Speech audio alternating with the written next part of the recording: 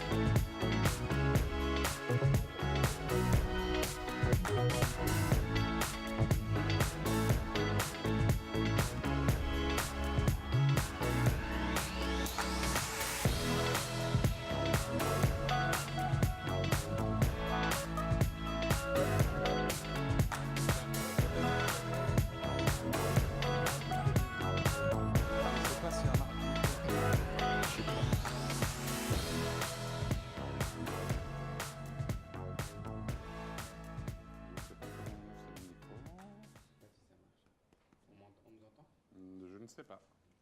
Pas vraiment. Ah, voilà. Bon. Un au moins qui marche. Je crois que j'ai compris. Allô? Bien. D'une certaine manière, on pourrait résumer le thème de ce dernier débat en disant, dans un univers sans frontières, finalement, est-ce que quand on a une marque à gérer au niveau mondial, est-ce qu'on gagne en économie d'échelle parce qu'on peut déployer partout, etc. Ou est-ce que c'est encore plus compliqué parce qu'on doit tenir compte du fait que le citoyen français va accéder au même contenu que son voisin belge, son voisin mauritanien, etc., le chinois, et avec malgré tout des histoires de l'entreprise et du pays qui diffèrent d'un pays à l'autre. Je vais commencer. Mais voilà. Bonjour à tous. Alors, si c'était aussi simple, ce serait sympa, mais ça ne l'est pas. Je pense que ce qu'on a tous appris sur la notion de marque et plus globalement sur nos entreprises, c'est qu'on vit dans un monde très complexe. Il n'y a pas de possibilité pour la marque pour être juste simple, globale et top-down comme elle a pu l'être à un moment, comme on a tous rêvé de l'avoir. C'est-à-dire, on parlait tous de cohérence de marque. Et on était tous persuadés que finalement, il suffisait que dans un bureau à Paris, on décide de ce qu'était cette marque pour qu'elle s'applique absolument uniformément, absolument partout dans le monde. Alors bon, je pense qu'on est tous revenus de cette vision très uniforme. Alors la façon, moi j'ai plusieurs convictions là-dessus. Je pense que d'abord, ce qui fait la force d'une marque, c'est l'expérience. En fait, la marque n'est que l'expérience que vivent les parties prenantes que nous avons. Donc on parlait tout à l'heure, Facebook parlait, non c'était Alibaba qui parlait effectivement de l'expérience d'Alibé. Ce qui fait effectivement l'expérience d'une marque, c'est finalement ce que vous allez vivre. Et aujourd'hui, ce qui participe le plus à l'expérience que peuvent avoir les gens sur la Société Générale, c'est le temps qui passe sur l'appli bancaire. Et ce n'est pas la campagne de pub que je vais faire à côté qui, évidemment, a des enjeux autres. Mais en tout cas, moi, ce qui m'importe aujourd'hui, c'est véritablement cet enjeu d'expérience. Donc, quand on est une société qui avons aujourd'hui 145 000 personnes dans le monde, on est à peu près dans 80 pays. On ne peut pas imaginer qu'on a une marque globale et qu'on on aspire les spécificités locales. Alors, la façon dont on le fait, c'est effectivement de se dire qu'au niveau global, on représente un certain nombre de valeurs sur lesquelles on se met tous d'accord et qui correspondent effectivement à la façon dont on a envie de percevoir cette marque, je dirais, de façon assez globale. Et puis ensuite, elle vit parce qu'effectivement, elle est au plus proche des spécificités locales et que clairement, quand on parle aujourd'hui dans un pays d'Afrique, de la Société Générale, l'expérience que vont avoir les consommateurs n'est pas la même que quand ils sont à Paris dans le 16e. Et le travail qui est le plus important pour nous, c'est de faire en sorte justement qu'il n'y ait pas de confrontation entre le local et le global, c'est-à-dire que la façon dont on nourrit la marque de façon générale, quand on en parle, effectivement est bien nourrie de toutes les spécificités, mais que ces spécificités ne soient pas contraires à un certain nombre de nos valeurs. Et aujourd'hui, je dirais qu'on a trouvé un juste équilibre entre justement cette vision d'une marque qui est représentée d'ailleurs par le logo rouge et noir. En fait, quelque part, la façon dont on a géré le problème, vous avez vu sur certains exemples de marques, c'est qu'on a une identité qui est très liée à ce logo rouge et noir, qui est à peu près partout, et je pourrais parler d'autres sujets parce qu'on a aussi des marques totalement indépendantes, mais dans les marques qui font partie du groupe Société Générale, elles ont gardé souvent une marque forte locale parce que la Société Générale a racheté des marques locales, a racheté des banques locales, comme par exemple la KB en République tchèque, et c'est une marque extrêmement forte. On a gardé la marque KB, mais elle est adossée au groupe Société Générale. Et en fait, elle est reconnue, et en particulier, on lui donne un aspect très international, très global, avec le logo rouge et noir, mais derrière, il y a un certain nombre d'éléments qui font que le type qui est en République tchèque, il sait qu'il est sur une marque extrêmement locale. Est-ce que c'est important? Est-ce que c'est toujours important, si ce n'est pour l'autosatisfaction, que la Société Générale soit une société française à l'international? Est-ce que ça a une importance quelconque à part la satisfaction nationale? Non, ce que recherchent en fait... Est-ce que les gens le savent? Enfin, je veux dire, alors, pas forcément. En fait, ce qu'ils attendent, si je prends un exemple qui est la banque Rosbank en Russie, savoir qu'on est un groupe français, franchement, c'est pas leur problème. Et à la limite, ça les rassurera pas forcément. Ce qui va les rassurer, c'est qu'on est en une banque internationale. Et c'est ça qu'ils cherchent. Ils ne vont pas mettre leur argent dans une banque russe parce qu'ils vont pas forcément avoir confiance dans une banque russe locale. Par contre, le fait de savoir que Rosebank est adossé à un groupe international, et en particulier pour nos clients corporate, parce que c'est surtout cette population-là et ces clients qui aujourd'hui regardent cet aspect-là, le client privé, particulier, pas forcément. Mais le fait de savoir qu'il est adossé à un groupe international, oui. Et c'est pour ça d'ailleurs qu'on a fait le choix à un moment donné, on a eu le choix de se dire finalement, est-ce que localement je laisse les marques exister par elles-mêmes, c'est-à-dire l'AKB ou Rosebank, avec les couleurs qu'ils avaient avant. Moi, je n'ai pas d'état d'âme là-dessus. Si ça permet d'être plus cohérent par rapport à un marché local, je n'ai pas d'état d'âme. On s'est rendu compte que ça n'apportait aucune cohérence effectivement au niveau global, donc c'était un vrai problème. Et deuxièmement, les clients recherchaient cet adossement. Donc localement, nos collaborateurs nous ont demandé, on dit non, on veut passer au logo rouge et noir parce que c'est effectivement la force de la marque Société Générale que vous apportez. Mais pour repartir de cet élément sur la cohérence de la promesse, est-ce que ça veut dire qu'avant de passer tous les logos locaux au rouge et noir, entre guillemets, il y avait eu une première couche de travail sur précisément l'homogénéisation du service, le fait que le Tchèque arrivait chez Rosebank en Russie et sache à peu près à quoi s'attendre ou quand il arrivait à la Défense? Alors, on l'a fait déjà. D'abord, on a une seule plateforme de marque. Et ça, déjà, c'est quelque chose qui est un choix qu'on a fait. On l'a fait il y a 5 ans avec la plateforme Esprit d'équipe. Et l'idée, elle était... Alors évidemment, il y a eu tout un travail qui a été fait avec les marques locales pour voir si c'était déjà cohérent par rapport à leur culture locale. Donc on a fait des adaptations d'ailleurs. Il y a des endroits où on nous a dit, attendez, dans l'ex-Europe de l'Est, l'esprit d'équipe, ça faisait un peu kolkhoz. D'ailleurs, non, ça ne va pas marcher. Donc on a adapté le concept, mais on leur a dit non, mais on garde quand même la valeur qui est celle-ci et vous allez l'adapter localement. Et on a réussi à adapter dans à peu près tous les pays. Donc oui, il y a ce travail de base qui est fait que effectivement, on a une seule plateforme de marque, on a un seul leadership model qui est effectivement ce qui correspond à ce qu'on veut comme type de management. Et effectivement, en particulier, on a 2 sujets complètement distincts. On a le retail, c'est-à-dire la banque de tous les jours où vous allez au coin de la rue, et on a ce qu'on appelle le wholesale, qui est la banque grande clientèle, la banque d'investissement. Alors, c'est beaucoup plus simple dans la banque d'investissement parce qu'au niveau mondial, il n'y a qu'une seule marque et finalement, il n'y a pas que ce soit en Espagne, que ce soit aux US ou que ce soit en Asie, les demandes des clients, les attentes des clients sont les mêmes. Donc là, on a géré le problème, on a une seule marque, une seule campagne de pub quand on en fait au niveau mondial, c'est très simple. Quand on est sur le retail, là, par contre, effectivement, on fait en sorte qu'il y ait un certain nombre, un niveau de service minimum qui soit effectivement... Alors, on n'y arrive pas toujours. Hein, on a des NPS qui sont un peu différents d'un endroit à l'autre parce qu'on rattrape des retards dans certains endroits et puis les attentes des clients ne sont pas les mêmes. Mais ce qu'on fait, de toute manière, c'est de veiller à ce qu'il y ait un minimum, effectivement, je dirais, de qualité de service qui nous permette d'avoir cette cohérence de marque au-delà du logo rouge et noir. Et Raphaël, entre ce que les 3 personnes qui étaient là avant sur cette scène et ce que dit Caroline, j'ai l'impression qu'il ne reste plus des masses de place pour l'agence entre des géants qui prétendent faire tout, puisque globalement, ce qu'ils nous ont expliqué avec beaucoup de conviction et beaucoup de talent, c'est que ils étaient capables d'à peu près tout gérer, chez les Chinois, chez nous, chez les Américains, à peu près partout. Et que, en fait, Caroline dit, en fait, l'important, c'est pas tellement la campagne de pub que le temps que passent les gens sur l'appli. Et du coup, quand on est le patron d'Avas Village, ça te laisse quoi comme perspective? Non, je schématise énormément, y compris ce qui a été dit lors de la précédente. Tout ça est vrai.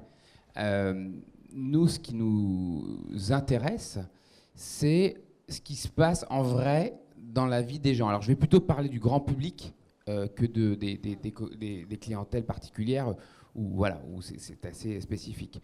Nous, on constate ce que tu dis, Frédéric, on constate que c'est un moment d'incroyable bouleversement et donc notre rôle, il ne peut pas rester le même. Si c'est être un intermédiaire achat ou une pub classique où on briefe le 1er janvier, on livre le 6 juin, ça ne peut pas être que ça.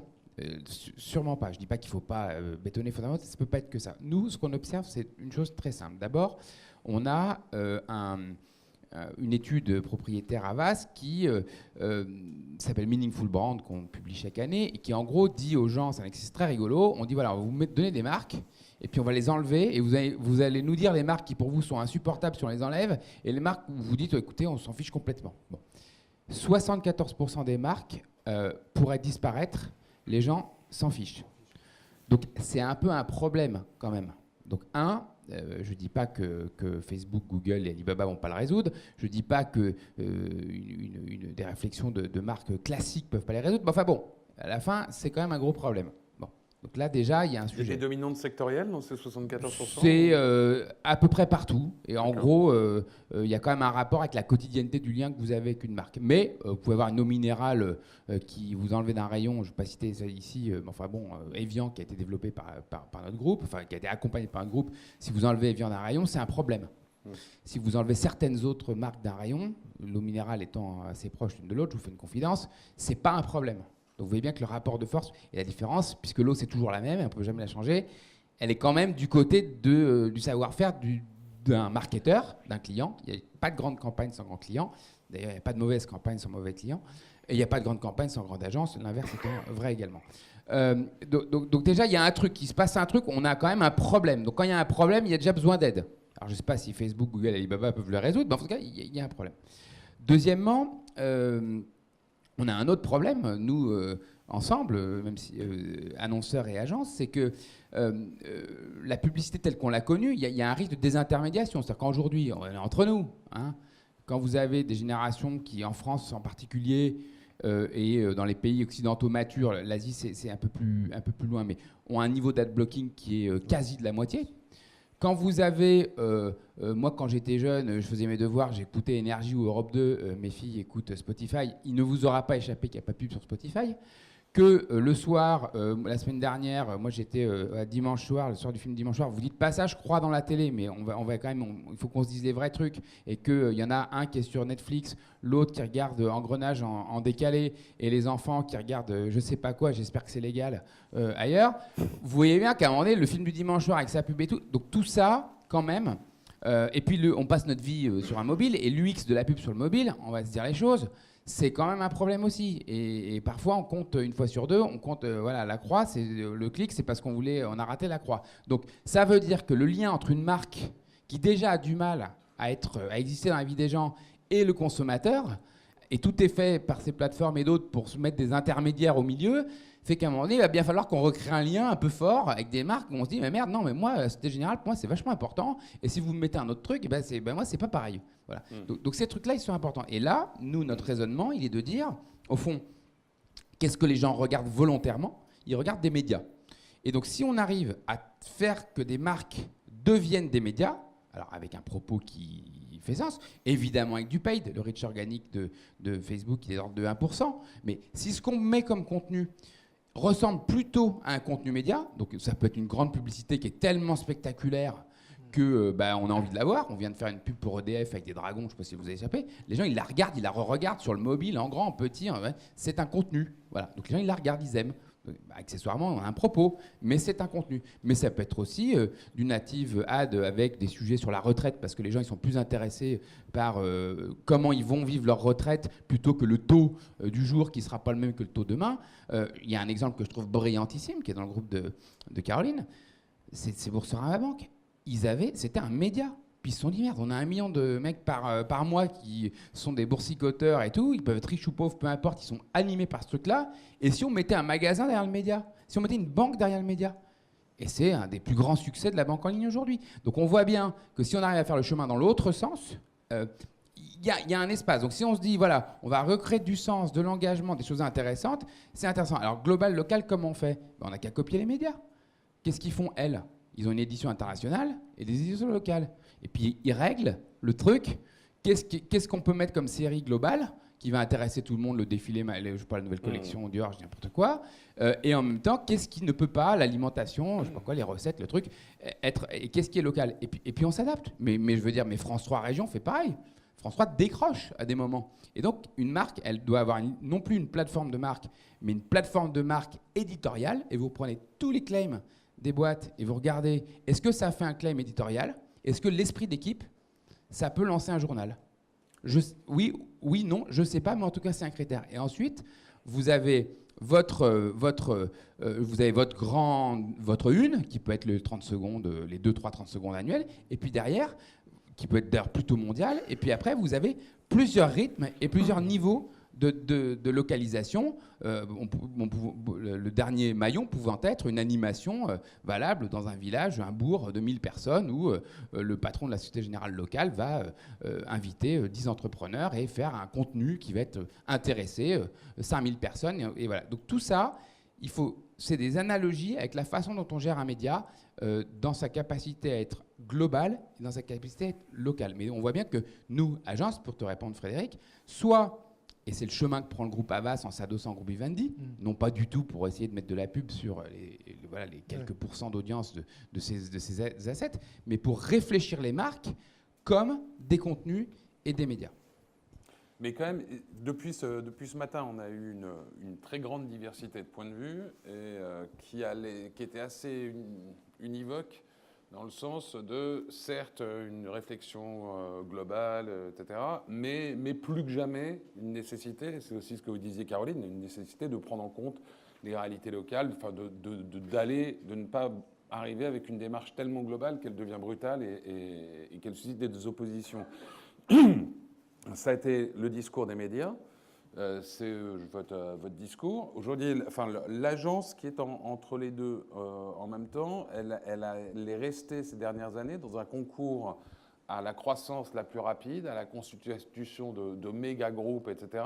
Et en fait, ça sert à quoi d'avoir autant grossi? Ça sert, alors, d'abord, un grand client mondial, s'il veut exécuter je sais pas, sous le contrôle de Caroline, s'il veut exécuter une stratégie globale et une adaptation locale, il a besoin, soit il le fait lui-même et il devient une agence, pourquoi pas, soit il a quand même besoin de gens qui sont capables d'implémenter ça globalement avec des process et à un moment de dire là, je suis désolé, il faut qu'on décroche en local parce que la culture, elle est trop précise, où ces sujets-là, ils sont trop pointus, le rapport à l'argent, il n'est pas le même à Dakar que Porte d'Auteuil. Et donc, tous ces trucs-là, il faut être capable d'avoir un partenaire en confiance avec qui on peut en discuter, qui peut l'implémenter. Et puis, en dehors de ces grandes plateformes, je rappelle quand même que les médias sont locaux. aujourd'hui. On peut le regretter, mais c'est plutôt pas mal. Ça veut dire qu'il y a une vivacité. Donc ça veut dire que l'agence, elle va dire, bah tiens, localement, je sais pas quoi, en Italie, sur le rugby, je vais bosser avec, je sais pas quoi, avec Il Sole pour faire un contenu, je sais pas trop quoi. Alors qu'en Espagne, ce sera un autre titre, et en Angleterre, un troisième. Donc il y a un moment donné où là aussi, si on veut détecter les bons partenaires locaux, il faut une compréhension des contenus locaux. Et donc ça fait des groupes qui doivent être à la fois mondiaux, des groupes de com en miroir de nos clients, et en même temps capables comme nos clients, aussi de décoder localement ce qui mérite d'être local. Et j'ai presque envie de dire, il faut essayer d'être au maximum global, parce que c'est ça le sens du digital qui fait qu'on voit tout partout. Et en même temps, dès que ça mérite d'être local, et les gens de plus en plus, enfin, je veux quand même pas, on va pas parler Brexit, Catalogne, Écosse, en ce moment. On voit bien qu'il y a une espèce une angoisse du global aujourd'hui qui est dingue. Les gens, ils veulent pas être dilués dans ce truc-là. Ils veulent pas être dilués. Ils veulent rester ce qu'ils sont dans ce machin global. Et donc nous, c'est pareil. On doit aider, on doit s'adapter aux gens. Et donc on doit aider nos clients à développer un discours qui est, c'est un anglicisme qui est pas joli, mais consistant globalement, et porter un propos, et en même temps, on doit être capable de leur proposer des façons de raisonner localement et d'être en dialogue, en expérience, comme tu disais très justement. Voilà. Et pour ça, jusqu'à preuve du contraire, ces grandes régies, parce qu'on va les appeler comme elles sont, ces grandes régies sont des outils géniaux, mais c'est des régies qui vendent. Quand j'aimais beaucoup le monsieur de Google qui disait, mais nous, on veut mettre la France au numérique, on donne des cours aux gens de numérique, mais ils donnent des cours de Google. Mais c'est très bien, j'ai pas de problème. Mais il faut pas. C'est comme si Caroline donne des cours de finance et elle propose à la sortie des bons de commande Société Générale. C'est très bien. Non mais c'est très bien. Mais il faut juste qu'on dise pas que c'est des cours de finance. C'est des cours de Société Générale qui est un grand acteur de la finance. Voilà. C'est juste que là, on est quand même sur un truc. C'était quand même rigolo de les voir, ils récitaient leurs trucs de manière hyper cadrée, on sentait qu'ils étaient en mission, quoi. Voilà. Je pense que le global, c'est plus subtil que ça, il me semble. Sur l'organisation, le local, sur la façon d'ailleurs de gérer aussi les partenaires agences, donc une seule qui fédère, et puis ou bien aussi des intervenants locaux, et puis même sur la façon de le gérer à l'intérieur du groupe, entre ce que la direction comme corporate peut impulser et le niveau de souplesse. Est-ce que c'est au niveau des régions? Est-ce que c'est au niveau des pays? Enfin, comment est-ce que tout ça, on crée l'architecture? Alors, d'abord, juste pour revenir à ce que disait Raphaël, moi, je crois fondamentalement, le monde est en train de changer à une vitesse absolument incroyable. On est tous en train de pulvériser la façon dont on fait de la communication de façon générale dans nos entreprises. Si les agences ne suivent pas, elles sont mortes. Enfin, je ne parle pas pour Havas, je parle pour toutes.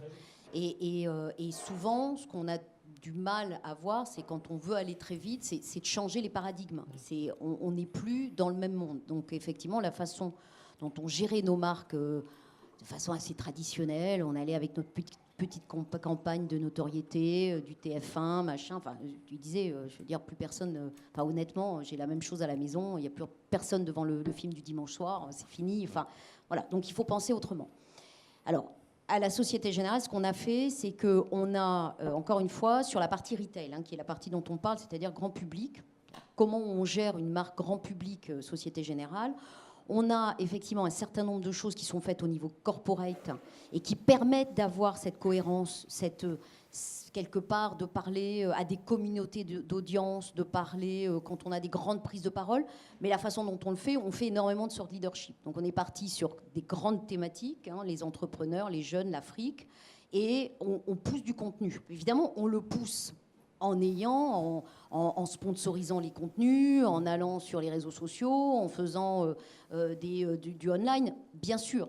Mais de façon générale, ce qui compte pour nous, c'est je parle aux entrepreneurs, je veux absolument leur pousser du contenu parce que c'est ça qui va faire qu'ils vont ouvrir à un moment donné la vidéo et qu'ils vont s'en sortir. Ensuite, Tout ce qui est au niveau local, c'est-à-dire des grands pays, est géré par des équipes de com locales qui ont de l'autonomie. Donc, généralement, on a une agence qui est globale, mais qui donne, encore une fois, les grandes specs, qui fait en sorte qu'il y ait de la cohérence sur la plateforme de marque. Derrière, ce sont souvent des agences locales, donc en Tchéquie, parce que je n'ai pas encore vu d'agence globale qui soit capable d'avoir de très bons acteurs en République tchèque, de très bons acteurs en Russie. Peut-être Havas, mais... Non, mais il va vous donner un cours d'agence de Ouais, com je à la pense, sortie. En Tchéquie. Mais de façon générale, je ne crois pas au miracle non plus. Et je pense que quand on a un business comme celui de la République tchèque, qui est un énorme business pour nous, et que globalement, il faut avoir la meilleure agence sur place, ben, on fait un appel d'offres et on prend la meilleure agence qui est sur place. Et on veille par contre à ce que l'agence globale soit bien en lien avec cette agence ensuite. Donc ce que je demande à mes agences, moi, c'est de savoir bosser ensemble. Parce que ça aussi, c'est compliqué. Quand vous avez des agences qui viennent de différents mondes, de leur expliquer qu'à un moment donné, il faut qu'ils se parlent et qu'ils se parlent bien et qu'ils soient en cohérence, c'est très compliqué. Donc nous, on a fait le choix, effectivement, d'avoir une plateforme globale qui permet effectivement d'impulser une certaine dynamique. Et puis derrière, localement, d'avoir des appels d'offres avec... évidemment, hein, on fait en sorte, quand on a une agence qui est capable de répondre à l'appel d'offres local, be my guest, hein, c'est évidemment... Mais l'idée pour moi, c'est que je ne veux pas qu'une équipe de com en République tchèque pense que c'est la direction de com à Paris, qui franchement ne connaît rien à la République tchèque, et qui m'impose le type local parce que pour des raisons X et Y. Donc je veux qu'ils aient la latitude d'aller choisir l'agence avec laquelle ils veulent travailler. Jusqu'à présent, honnêtement, ce système a très bien fonctionné parce que voilà, on a eu des agences qui ont été complètement capables de gérer ce genre de choses. Après, à côté, j'ai des marques, on parlait de Bourso, j'ai des marques indépendantes. J'ai Crédit du Nord, Boursorama, puisque la banque, c'est Société Générale, Boursorama et Crédit du Nord.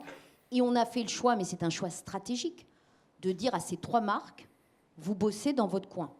Donc Bourso est autonome, gère ses campagnes comme il le veut. Donc, on travaille en bonne intelligence. Donc, on fait en sorte, ils nous préviennent quand ils font un appel d'offres. Mais ce qui m'importe, moi, pour eux, c'est qu'ils aient toute l'attitude et que ce ne soit pas moi qui bride la capacité qu'a Boursorama à aller chercher le client là où il veut.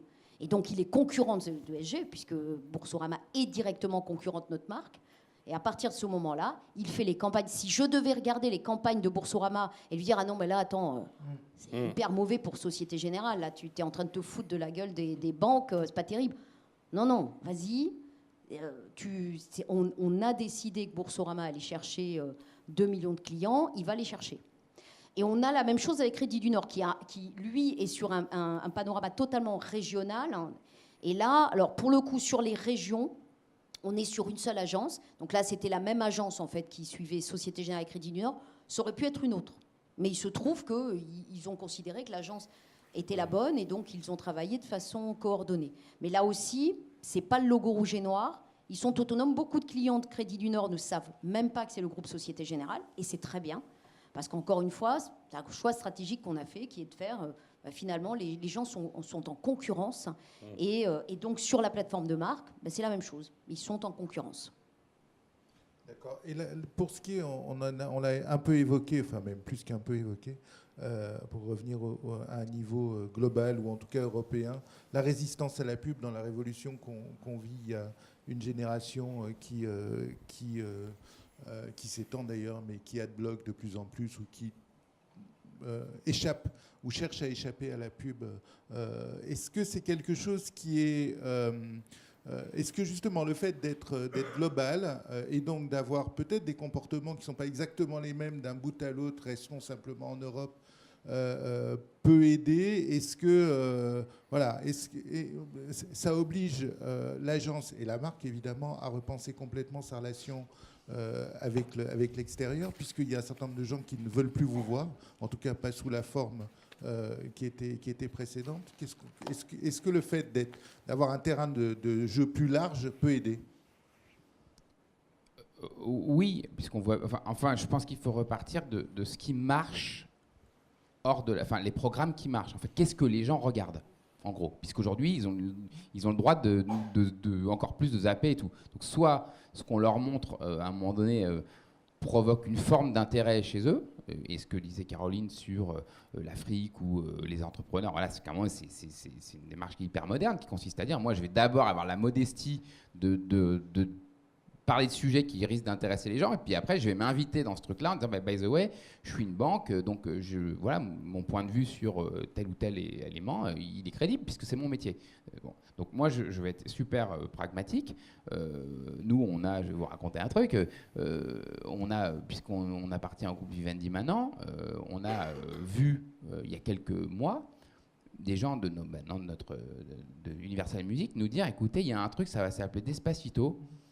C'est Despacito, regardez, ça va vachement marcher, vous devriez en parler à une marque, si elle avait envie de se...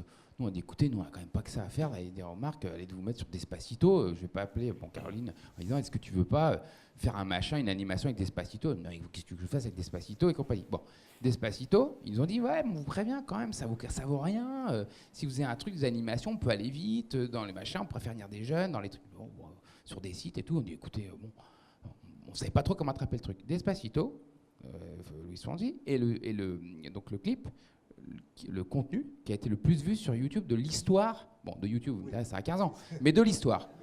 Et donc, si on avait, à un moment donné, trouvé une manière maligne d'endorser ce truc-là, de créer des machins et tout, ben la marque qui serait venue avec nous, mais elle aurait fait un truc, mais fou, la rentabilité, enfin voilà, ce serait extraordinaire. Donc nous, ce qu'on essaye de dire, c'est un peu déstabilisant aussi pour des gens qui sont habitués à acheter l'espace et à dire, attendez, poussez-vous, je vais vous parler, vous allez m'écouter, puis de toute façon, si vous m'écoutez pas, je vous reparlerai dans un quart d'heure, et jusqu'à ce que vous ayez compris. Donc nous, on est dans cette espèce de moment de trouble assez intéressant pour une agence où on se rencontre avec des gens de programme. Moi, j'ai eu la chance de diriger Canal+ pendant un peu moins de 2 ans, et donc j'ai passé mon temps dans ma vie. Mon sujet, c'était ce qu'on va montrer le soir va intéresser les gens, et pas est-ce que c'est exactement ce que je veux leur dire. Et donc la vérité, elle est un peu au milieu. Elle est dans le fait qu'une marque, elle n'est pas juste là pour créer des audiences, elle a besoin d'un propos, d'engager des gens sur des thématiques qui font sens pour elle.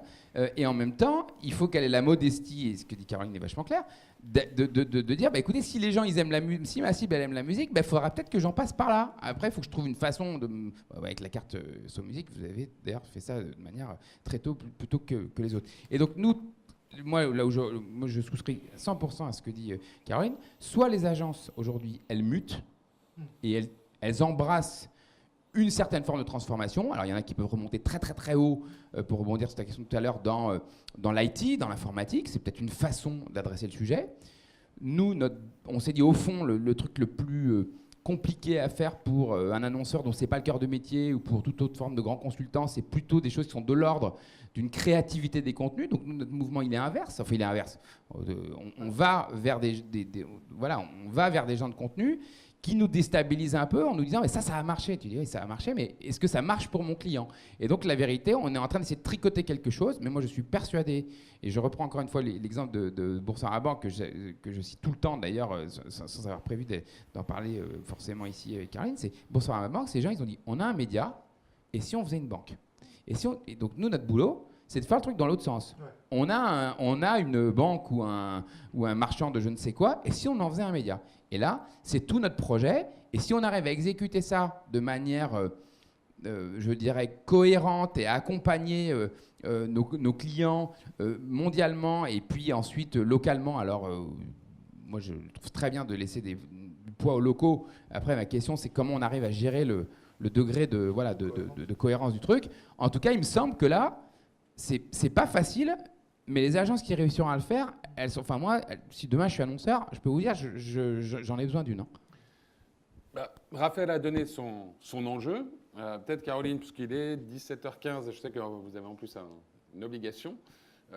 Aujourd'hui, donc tout fonctionne pour le meilleur des mondes dans l'univers de l'ASG. Ah bah si, j'ai entendu les agences travaillent bien ensemble, tout ça. Non. J'ai dit que on bosse pas mal, hein, mais je pense que ce qui se passe aujourd'hui nous apprend beaucoup d'humilité.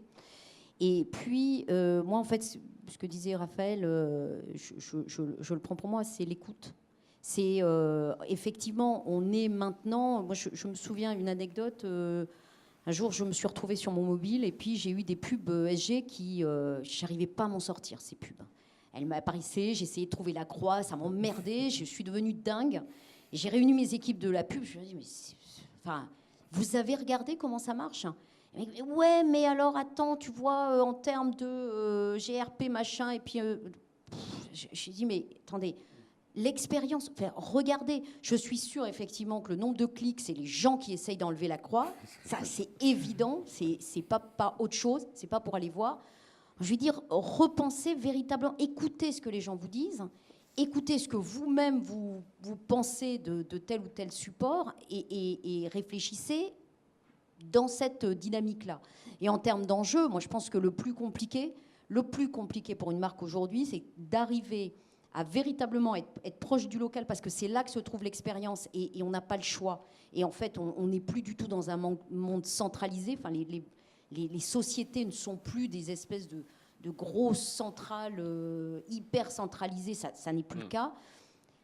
Mais par contre, on a un vrai risque de perdre de la cohérence, hein, c'était tout le sujet. Et c'est vrai qu'aujourd'hui, arriver à trouver le bon partenaire qui est capable de nous faire jouer dans cette cour entre le moment où il faut vraiment être dans le global et dans la valeur sans être arrogant, parce qu'il y a aussi cette dynamique-là, et être à la fois à l'écoute et aller prendre les best practices là où elles se trouvent, bah là, c'est vraiment je dirais la stratégie gagnante, mais on n'y est pas encore, hein, on a encore du chemin à faire. Merci beaucoup à tous les deux. Merci.